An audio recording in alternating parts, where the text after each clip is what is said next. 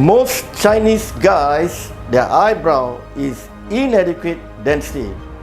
Today we're going to review day 7 Smart FUE eyebrow transplant done for this patient.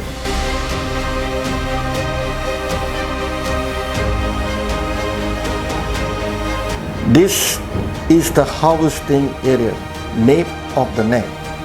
Day 7, we can see it already healed rapidly in the Smart FUE technique. Day 7 today, we are looking at the angle, the direction, and the density.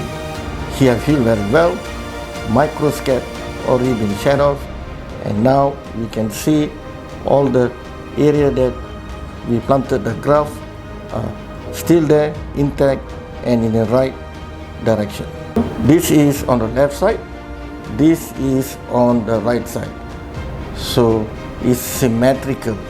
The angle, the direction is according to the international standard of the natural eyebrow.